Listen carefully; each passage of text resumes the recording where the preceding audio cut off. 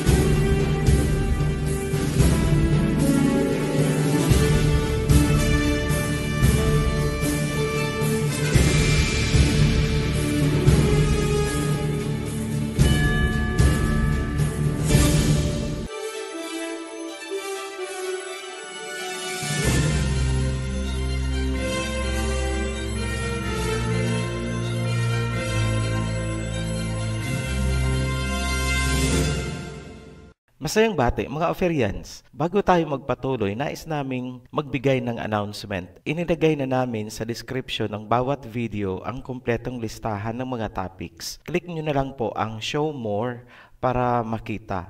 Payo namin, sundan nyo ang pagkakasunod-sunod ng mga topic para maunawaan ang flow ng buong content ng Oferian Channel. Kadalasan, ang pagkakalito ay nag-uugat dahil nilalaktawan ang mga naunang video. Nakikita namin yan sa nilalaman ng mga comment. Dumako tayo sa main topic nitong video.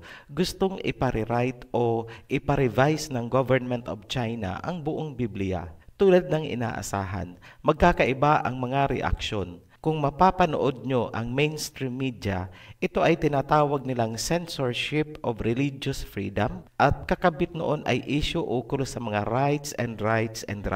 Maraming tao na nakapadlak ang isip dahil sa colonial mentality ang agad na kumukundina sa China. Tama ba at nararapat ang ginawa ng China na retokihin ang Biblia at yung kanilang version lang ang papayagang gamitin ng mga tao sa China? Maituturing ba yan bilang paglabag sa karapatang pangtao? Masasagot yan kung ating babalikan ang malalim at madugong kasaysayan na bumabalot sa Biblia na ating binabasa. Sa kasalukuyan, nahahati ang mga tao dahil sa kanilang paniniwala na nag-uugat sa napakaraming versions ng Biblia. Mula sa pinakamaliit na unit ng society paakyat sa iba't ibang institusyon ng lipunan hanggang sa national government ay apektado ng relihiyon. Recently, bilang halimbawa, umabot pa ang isang case sa Supreme Court na isinampa ng isang medical student laban sa kanyang professor on issues tungkol sa Sabbath. Sa mga nakakaalam ng pangyayaring yan, feel free to comment. Fact check na po yan.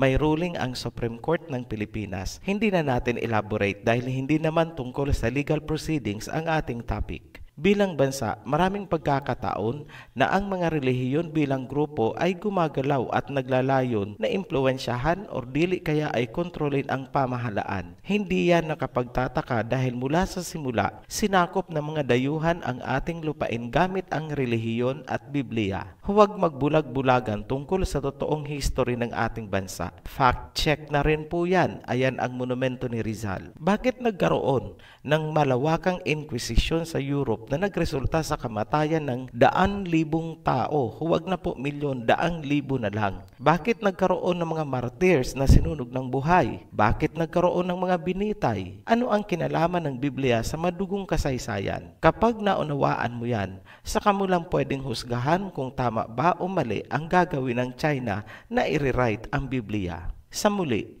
tahasan naming sinasabi na tanging mga taong may malawak at matalas na kaisipan ang makakaunawa sa aming ilalahad. Hindi kami umaasa na ito ay uunawain ng mga panatikong nakapadlak ang isipan sa colonial mentality. Don't get us wrong, huwag masamain ang mensahe ng video na ito. Hindi namin sinasabi o ipinahihiwatig man lang na huwag kayong maniwala sa Biblia. Ito ay isang analysis kung tama ba ang gagawin ng China na i-rewrite o i-revise ang Biblia para sa kanilang mga tao. Ang kasagutan dyan ay matatagpuan sa kasaysayan o pinagdaanan ng Biblia bago napunta sa ating mga kamay. Simulan natin sa ancient time. Ang mga original text ay nasusulat sa mga papyrus manuscripts na kagaya ng Dead Sea Scrolls na natagpuan noong November 1946, February 1947, at 1956. Ang mga original manuscripts ng Old Testament ay nasusulat sa isang native dialect, ang Aramaic Hebrew. Itong Aramaic Hebrew ang lingwahe na ginagamit ng ating Misaya sa kanyang kapanahunan. Halimbawa ay ang salitang Aba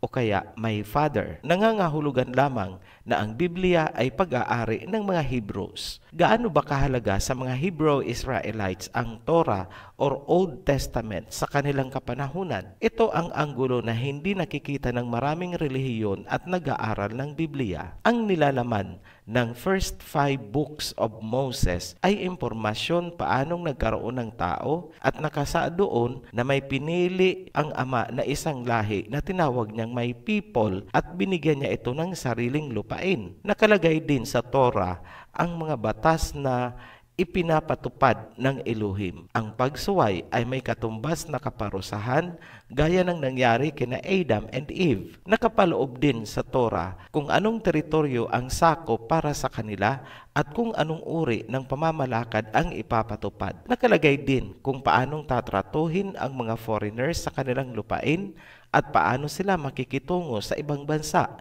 In short, may foreign policy. Sa madaling salita, ang first 5 books ni Moses ay konstitusyon na magtatalaga sa Israel bilang sovereign nation matapos silang lumaya bilang alipin ng Egypt. May hahalin tulad yan sa Constitution of the Republic of the Philippines. Yan ang tunay na halaga ng first 5 books ng Biblia na binubuo ng Genesis, Exodus, Leviticus, Numbers, at Deuteronomy. Collectively, tinawag po yan na Torah. Ngayon, paano natin nasabi na ang Torah ay konstitusyon ng Judean Hebrew Israelites? Maliban sa nature ng nilalaman, merong sinasabi ang mga rabbi sa Judaism na isang trahedya ang nangyari noong isinalin sa Greek ang Torah. Nawala at na-damage daw ang mga legal codes at layered meanings. Narinig nyo po? Legal codes or sa atin, civil codes. Truth, katotohanan po yan. Maraming nasira sa Torah. In short, ang Greek Bible na pinagmulan ng Bibliang hawak natin ay corrupted. Later na po tayo magbibigay ng mga halimbawa ng mga bahaging nasira. Focus muna tayo sa daloy ng history. Magbigay kami ng overview of history. Baka po malito kayo kasi involved ang Egypt. Una, lumabas ang Israelites mula sa Egypt. Ito yung panahon ni Moses. Naitayo nila ang temple ni King Solomon. Then, sinakop sila ng mga Babylonians panahon na ito ni Prophet Daniel. At nung nakauwi sila mula sa Babylon, muli nilang itinayo ang temple. Then, sinakop sila ng Greeks. Then later, Romans. Hanggang sa kasalukuyan, ang mga tunay na Israelites ni Jacob ay wala sa Israel. Gaya ng sinabi sa Biblia, sila ay naka-exile pa. Kung ang tunay na lahi ng Israel ni Jacob ay naka-exile pa, then, sino itong mga tao na umukupa sa lupain ng bansang Israel? Ganyan lang po kasimple mag-analyze. Tandaan nyo lagi na ang mga tunay na Israelite Hebrews ay Shemites as the rest of Asia. Bumalik tayo sa topic, history ng Biblia.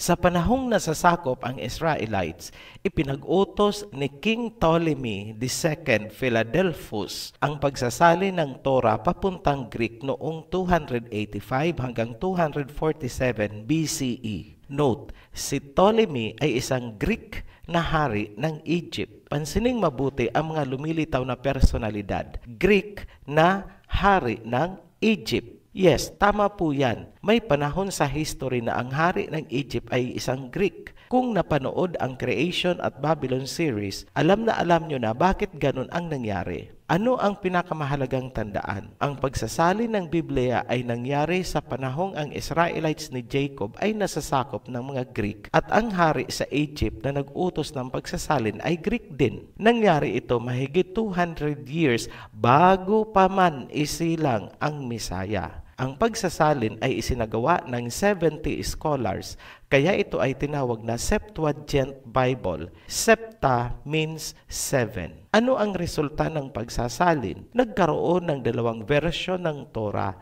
isang corrupted Greek version na ginagamit ng mga Pariseyo parallel sa original Hebrew version ng mga Hebrews. Dahil nasasakop ang lupain ng mga Greek at bandang huli ng mga Romans, ang hari ay hindi Israelite kundi dayuhan. Kung kaya walang magawa ang lahi ni Jacob. Gamitin natin ang sarili nating bansa bilang analogy o halimbawa para maunawaan ang sitwasyon. Kumbaga, ang Pilipinas ay sinakop ng mga dayuhan. Ang nakaupo sa Malacanang ay isang foreigner, hindi Pilipino. At dahil ang nagpapatakbo sa templo ay ang Malacanang, ang mga pare na inilagay ay mga foreigner din. Sila ang tinawag sa Biblia ng mga Pariseyo. Kung ma-imagine mo, nagkaroon ng complete takeover ng national government. Dayuhan na ang presidente sa Malacanang. Dayuhan ang mga pari sa templo. Dayuhan ang nagpapatakbo ng munisipyo hanggang barangay. Itong mga dayuhan ay nagkiklaim na sila daw ay mga Pilipino. Inaral nila ang ating kultura pati lingwahe. Ganyan po ang nangyari noon sa Israel ni Jacob. Parang history lang ng Pilipinas sa panahon ni Rizal.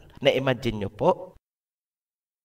Bumalik tayo sa Israel. Ang lupain ay sinakop ng mga Greek at bandang huli mga Romans. Ang naupo bilang hari ay hindi naman Israelite Jew kundi dayuhan. Ang mga pari sa templo ay mga dayuhan. Sila ang mga Pariseyo at gamit nila ang corrupted version ng Torah. Ang mga dayuhang ito ay nagkiklaim na sila daw ang mga Hudyo. Nasasabi ba sa Biblia ang tungkol sa mga Pariseyo at mga peke na Hudyo? Yes, history at Biblia ay nagtutugma dyan. Walang magawa ang mga tunay na Hudyo o Hebrew Israelites dahil nga nasasakop sila. Marginalized at oppressed ang mga Israelites sa sarili nilang lupain. Dahil sa pressure, nahati ang mga Israelites. Yung mga takot sa persecution ay nagpahinuhod na lang sa mga dayuhan at sumunod sa mga Pariseyo. Ngunit ang mga faithful, patriotic o makabayan ay nanindigan at patuloy na nakikibaka laban sa mga dayuhan na nakapwesto sa palasyo at sa templo. Ganyan ang sitwasyon na inabutan ng Misaya. Dahil inaral ng mga dayuhan ang Torah, alam nilang may hinihintay na Misaya ang mga Israelites na magiging hari ng Israel, King of the Jews. Kaya threatened at nagpanik sila noong isilang ang Misaya. Alam nilang natutupad na ang prophecy. Isinilang na ang hari ng mga Hudyo. Mauunawaan nyo bakit ipinapatay ni Herodes ang lahat ng lalaking sanggol 2 years old pababa para mapatay ang future king ng mga Israelites. Tandaan nyo na itong mga Pariseyo ay mga dayuhan. Hindi sila lahi ng Jacob Israel. Ngayon nyo mauunawaan bakit gano'n na lang kung tuligsain ng Misaya ang mga Pariseyo. Basahin nyo sa Matthew chapter 3 verse 7. But when he saw many of the Pharisees and Sadducees come to his baptism, he said unto them, O generation of vipers, who had warned you to flee from the wrath to come? Pansining mabuti, ano ang tawag ng Misaya sa mga Pharisees? Generation of vipers. Generation means seeds. Ano ba ang viper? Edi serpent, ahas. Binantaan ng Misaya ang mga Pariseyo. Tumakas na kayo sa darating na wrath o sa Tagalog ngit-ngit o sobrang galit. Binantaan ng Misaya ang mga Pariseyo. Tumakas na kayo. Bakit? Ano ba ang ginawa nitong mga Pariseyo? Matatagpuan yan sa Revelation chapter 3 verse 9. Behold, I will make them of the synagogue of Satan, which say they are Jews and are not, but do lie. Behold, I will make them to come and worship before thy feet, and to know that I have loved thee. Malinaw nagkukunwaring mga Hudyo pero hindi naman talaga mga Hudyo kundi mga synagogue ni Satanas. Kaya nga tinawag niya itong mga ahas, vipers, serpents. Darating daw ang panahon na paluluhurin niya itong mga serpents sa paanan ng mga Israelites. Ngayon, kung titingnan niyong mabuti ang naging activities ng Mesaya, mapapansin niyo na muli niyang iniipon ang mga Israelites ni Jacob. Muli niyang binuhay ang pag-asa sa kanilang mga puso na darating ang kingdom na magpapalaya sa kanila mula sa oppression ng mga dayuhan. In short, kasarinlan. Maliwanag na ang ginagawa ng Mesaya ay pangunahan ang mga Israelites sa pakikibaka laban sa mga serpents. Analisahin niyo pong mabuti, huwag hayaang matigagal ang isipan ng mga fantastic at magical na mga doktrina. So, ganyan po ang mga pangyayari na bumabalot sa pinakaunang pagsasali ng Biblia mula sa original Aramaic Hebrew papunta sa Greek 200 years bago pa man isilang ang Mesaya. Political control ang pinaka-bottom line. Bahagi iyon ng pananakop ng mga dayuhan sa lupain ng Israel ni Jacob. Sinira ang saligang batas ng nagsisimula pa lang na bansa ni Jacob. Mula sa Greek version, ang Biblia ay napunta naman sa Roman Empire. Isinalin ito sa Latin at yun ang tinawag na Latin Vulgate Bible. Ang pagsasalin ay ginawa ni Jerome o Saint Jerome sa utos ni Pope Damasus. Hindi po Damaso, Damasus. Naproklama ang Vulgate Bible bilang opisyal na Biblia ng Roman Catholic Church sa Council of Trent noong 1545 hanggang 1563. Talakayin natin ng pahapyaw kung ano ba itong Council of Trent. Ito ay isang konseho or council na nilikha upang labanan at kondinahin ang mga taong lumalaban sa simbahan. Tinawag nila itong mga heretics. Sa Old Latin Vulgate, matatagpuan ang Epistle to the Laodiceans, Prayer of Manasses, 4 Esdras, Wisdom, Ecclesiasticus at ang Book 1 and 2 ng Maccabees, Book of Baruch at ang Letter of Jeremiah. Dapat ding pansinin na nagkaroon ng pagbabago sa sequence o pagkakasunod-sunod ng mga nilalaman kung kaya naging mahirap ang pag-navigate across the Bible. Naapektuhan nito ang Book of Daniel. Ang Clementine edition ng Vulgate naman ang pumalit noong 1592 hanggang 1979. Mula naman 1979 hanggang sa kasalukuyan, ang ginamit ng Catholic Church ay ang Nova Vulgata. Marami pang revisions ang ginawa sa Latin Vulgate hanggang 1986. Ngayon, ano ang resulta? Maraming writings ang ipinasok sa New Testament ng Nova Vulgata na wala naman sa original na pagkakasali ni Saint Jerome. Sa panahong hindi pa nailalabas ang Biblia sa mga tao, tanging ang Roman Catholic Church ang may hawak ng Biblia. Kontrolado nila ang usaping salvation. Walang sinumang nakakahawak o nakakabasa ng Biblia maliban sa mga pari. Yan yung mga panahong nakatalikod sa audience ang pari habang nagmimisa at ang salita ay Latin. Yung kagaya ng secula seculurum, tapos sasagot ang audience ng mahabang amen. Inabot pa yan ng mga lolo at lola natin. Ang tawag sa panahong yan ay Dark Ages. Ang mga bansa sa Europe ay sinasakop ng Roma sa pamamagitan ng relihiyon. Sa panahong yun, obligado ang lahat na magsimba.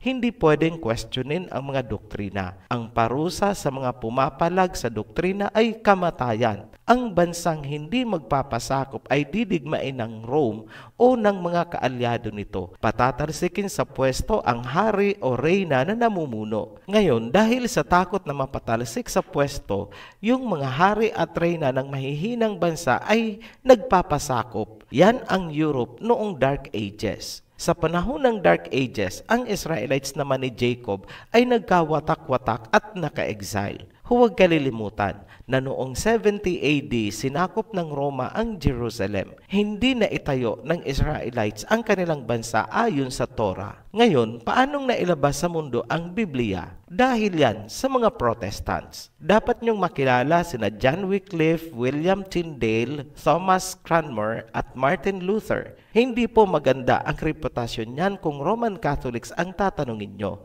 Hindi po yan mga saints dahil malaki ang kasalanan nila sa Roma. Inilabas kasi nila ang Biblia.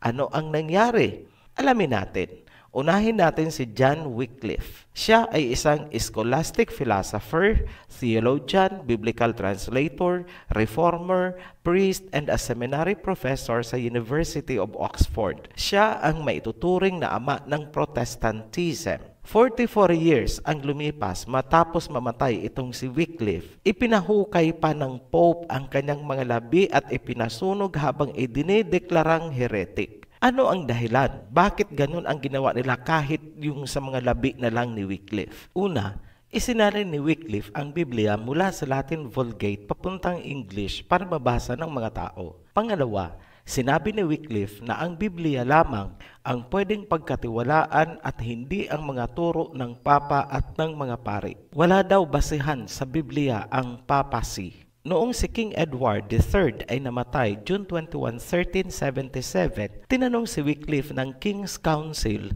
kung nararapat lang ba na itigil na ng England ang pagbabayad sa Rome ng homage or taxes. Ang sagot ni Wycliffe ay, yes, nararapat lang na itigil na ang pagbabayad sa Rome. Yan ang pinakamalaking kasalanan ni Wycliffe sa Roman Catholic Church. Namatay si Wycliffe noong December 31, 1384. Makalipas ang 44 years, kinumpirma ni Pope Martin V ang isang kautusan. Ipinahukay ang labi ni Wycliffe at noong 1428, ipinasunog ito habang binabasahan ng eternal condemnation. Ang abo ay ipinaanod sa River Swift. Isunod natin si William Tyndale. Sa mga huling bahagi ng 14th century, kahit wala pang printing press, kumalat na ang Wycliffe Bible. Mano-mano ang paggawa ng bawat kopya, sulat kamay po ang paraan. Dahil sa pagkalat ng Biblia sa England, ipinatupad ng Santo Papa ang death penalty sa sinumang makukuhaan ng English Bible. Ito ang kapanahunang sinuong ni William Tyndale. Si Tyndale ay isang English scholar na naging kilala sa Protestant Reformation at pagsasalin ng Biblia papuntang English. Siya ay nagtapos sa Oxford University of Cambridge.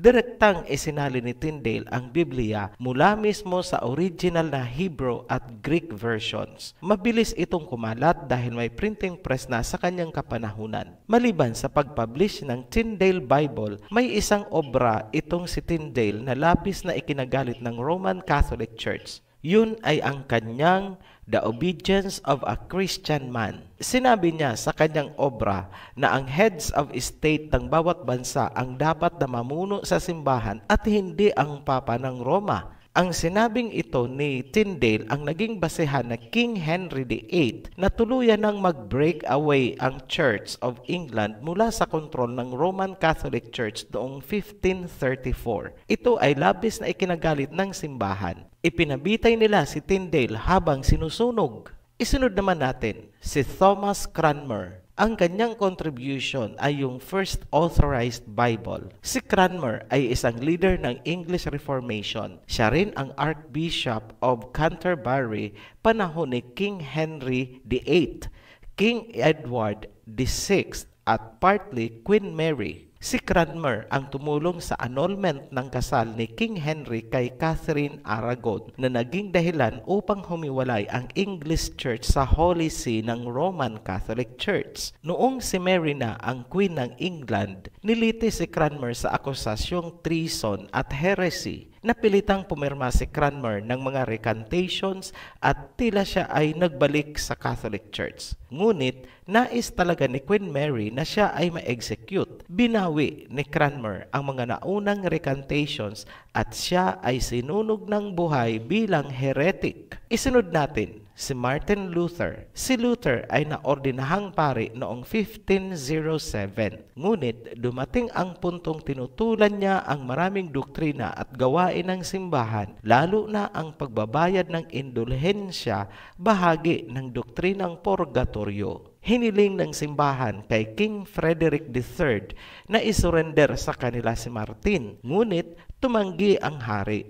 Bagkus, hiniling nito na gawin ang paglilitis kay Luther sa Wittenberg para masigurado ang kanyang kaligtasan. Matapos ang paglilitis, itinago ng hari si Luther sa Wartburg Castle. Sa kwartong ito, ginawa ni Luther ang pagsasalin ng New Testament sa German language. Hindi sinapit ni Martin Luther ang malupit na kamatayan dahil itinago siya na King Frederick ng Germany. Ang mga followers niya ay nabuo at tinawag na Lutheran Church, although sinasabi ni Martin na mas nararapat daw ang salitang Evangelical Church. Yan ang mga natatanging personalidad na lumaban sa simbahan noong Dark Ages.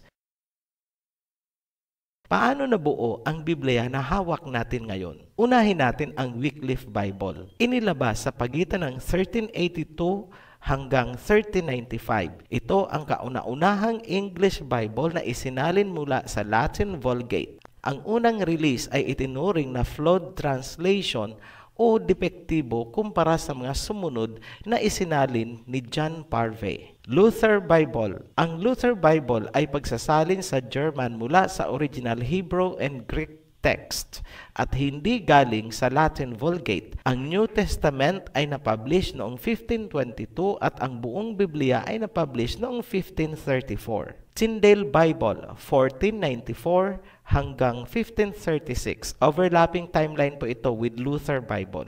Ito ang kauna-unahang English Bible na direktang isinalin mula sa Hebrew at Greek. Hindi talaga natapos ni Tyndale ang pagsasalin dahil siya nga ay na-execute na. Ang kanyang natapos ay ang buong New Testament at bahagi ng Old Testament. Ang nagpatuloy ng pagsasalin ay si Miles Coverdale. Maraming ginamit na sources si Tyndale tulad ng Erasmus Greek New Testament, Erasmus Latin New Testament at Luther's German version at ang Vulgate. Matthew Bible. Ang Matthew Bible ay ipinalimbag noong 1537 ni John Rogers, isang clergyman. Ang Matthew Bible ay ang pinagsamang New Testament hanggang sa bahagi ng Old Testament na natapos ni William Tyndale. Ang bahaging hindi natapos ni Tyndale dahil sa kanyang pagkamatay ay tinapos ni Miles Coverdale mula sa German Luther Bible at Latin Vulgate. Ganyan nabuo ang Matthew's Bible kasama ang Apocrypha. So kung susuriin, lumalabas na malaking bahagi ng Matthew Bible ay galing pa kay Tyndale. Sumunod, ang Great Bible, 1539. Ito ang unang versyon na otorisado ni King Henry VIII ng England upang basahin ng malakas sa mga services ng Church of England. Malaking bahagi ng Great Bible ay galing pa rin sa Tyndale Bible. Geneva Bible, 1557 hanggang 1560. Ang Geneva Bible ay direktang isinalin ng mga reformist mula sa original Hebrew and Greek scriptures. Ito ang pangunahing English Bible noong 16th century Protestantism at ginamit pa ito ni William Shakespeare. Ang Geneva Bible ang isa sa pinakaunang Biblia na nakarating sa Amerika dala ng Mayflower passengers papunta sa New World. Para sa hindi alam, itong Mayflower, ito po yung barko na sinakyan ng mga separatist mula sa England papunta sa lugar na tinawag natin ngayong United States of America. Ibig sabihin, ang mga Americans ay mula sa England separatist groups. Sila ay mga Europeans. Ang sumunod na Bible versions ay ang Bishop's Bible. Note, hindi na po natin isasama ang mga minor versions na hindi gaanong significant ang impact sa history. Ang Bishop's Bible ay unang inilabas noong 1568, na-revised noong 1572 at 1602. Ang Bishop's Bible na inilimbag sa ilalim ng authority ng Church of England ang ipinalit sa Great Bible at Geneva Bible. Ang 1602 revised version ang ginamit na base text ng King James Bible na inilimbag naman noong 1611. Pag-uusapan naman natin ang King James Bible published noong 1611. Ang King James Version ay authorized ni King James VI para gamitin ng Church of England. So, bali, ito na ang pangatlong version na tinangkilik ng England. Una ay ang Great Bible, pinalitan ng Bishop's Bible at nitong huli ang King James Bible. Ang original King James Bible ay nagtataglay ng 39 books of the Old Testament, 14 books of the Apocrypha, 27 books of the New Testament. Total, 80 books. Ang pagsasalin ay isinagawa ng 47 Bible scholars na binuo sa Hampton Court Conference noong 1604. Ngayon, ano ang dapat alamin tungkol dito sa King James Bible? May bilin si King James sa mga magta-translate ng King James Bible. Ito ang sinabi niya, "Reflect the episcopal structure of the Church of England and its belief in an ordained clergy." Ang bilin ng hari, siguraduhin daw na ang bagong Biblia ay aayon sa episcopal structure ng Church of England. Ibig sabihin, ipasok ang episcopal structure ng Church of England sa Biblia. Kaya, ang mga bishop, deacon at deaconesses ay hango lamang sa Church of England na ipinasok sa Biblia noong ito ay isinalin. Dahil sa paglaganap ng Protestant Bibles, hindi nagpahuli ang simbahang Katoliko. Sumailalim sa maraming revisions at enhancement ang Latin Vulgate. Gaya ng sinabi natin kanina, ayon kay Professor Beno Zoidan, maraming nakapaloob dito na wala naman sa original Hebrew text. Mula sa Nova Vulgata o New Vulgate, lumabas ang English version at tinawag na Douay-Rheims Bible. Yan po ang very brief history kung paano tayo nagkaroon ng Biblia. Lumalabas na sa kasalukuyan, ang Biblia natin ay maaaring pro-Catholic o dili kaya ay Protestant. Lahat ng mga salin mula sa King James ay Protestant Bible. Lahat naman ng salin mula sa Douay-Rheims ay Catholic Bible. Lahat yan ay may mga pagkakaiba. Lahat yan ay nagkiklaim na yan daw ang inspired by the Holy Spirit. Ganon din ang mga relihiyon na ang mga doktrina ay hango dyan sa mga versions na yan. Lahat sila nagsasabi na sila daw ang kinasihan ng Holy Spirit. Looking back sa madugong kasaysayan ng Biblia, habang ito ay ginagamit bilang political control sa pamamagitan ng relihiyon, alin sa tingin nyo ang totoong inspired by the Holy Spirit? Kung kami ang tatanungin, ang sagot namin dyan ay wala sa kanila. Ang tinutukoy na inspired ay ang original Hebrew manuscripts na sinulat mismo ng mga propeta at ang mga translations na walang binago sa tunay na nilalaman ng original. Isang palatandaan kung inspired nga ng Holy Spirit ang hawak mong Bible ay naandyan dapat ang tunay na pangalan ng Elohim. Kung wala dyan sa Bibliang hawak mo at ang nakalagay dyan ay mga pangalan ng mga paganong Diyos-Diyosan, wag na wag mong sasabihin na yan ay inspired by the Holy Spirit. Corrupted ng mga pagano ang hawak mong Biblia. Ngayon, kung ang Biblia ay dumaan sa maraming pagsasalin, nagkaiba-iba ang mga versions kung kaya nagkaroon ng mga kaguluhan at pagkawatak-watak ng mga relihiyon, hindi ba nararapat na ito ay ibalik sa dati? Sino ang higit na may karapatan na magsagawa ng pagtutuwid? Walang iba kundi ang mga Hebrews dahil ang Biblia ay Hebrew. Pagtutulungan yan na maibalik sa dati ng lahi ni Peleg at Joktan. Walang iba. Ano ang sinasabi ng Biblia tungkol sa pagre-revise ng Bible para maibalik ito sa dating anyo? Zephaniah chapter 3 verse 9. For then will I return to the people a pure language, that they may all call upon the name of the Elohim to serve Him with one accord.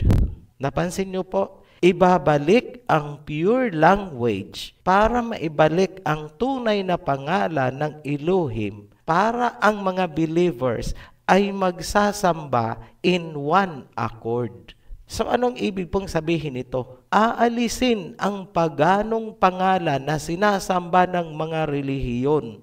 Ibabalik ang tunay na pangalan ng ating Elohim. Ang pagsasaayos ay magmumula sa mga Hebrews pagtutulungan ng silangan at ng kanluran, pagtutulungan ng lahi ni Peleg at Joktan. Revelation chapter 7 verse 2. Then I saw another angel coming up from the east, having the seal of the living Elohim. He called out in a voice to the 4 angels who had been given power to harm the land and the sea. Do not harm the land or the sea or the trees until we put a seal on the foreheads of the servants of our Elohim. Kung uunawain natin ang sinasabi ng Zephaniah chapter 3 verse 9 na ibabalik ang pure language, ibabalik ang tunay na pangalan ng Elohim at isasabay mo yan sa sinasabi naman ng Revelation chapter 7 verse 2. Maliwanag ang mensahe ng dalawang talata. Ibabalik ang pure language, maibabalik ang pangalan ng Elohim sa Biblia, magkakaroon ng pagtatatak sa foreheads. Ano ang itatatak sa foreheads ng mga taong true believers? Ang pangalan ng Elohim, the seal of the living Elohim. Muli kaming nagpapasalamat sa inyong patuloy na pagsubaybay sa Ophirian Heritage. Welcome po para sa ating mga new subscribers. Share po natin ang ating mga videos. Be blessed, Ophirians! Maraming salamat sa inyong oras at bukas na kaisipan. Kung nakatulong ang video sa pagpapalalim ng inyong kaalaman, paki-like po at huwag kalimutan mag-subscribe para sa iba pang makapangyarihang mensahe. Hanggang sa muli.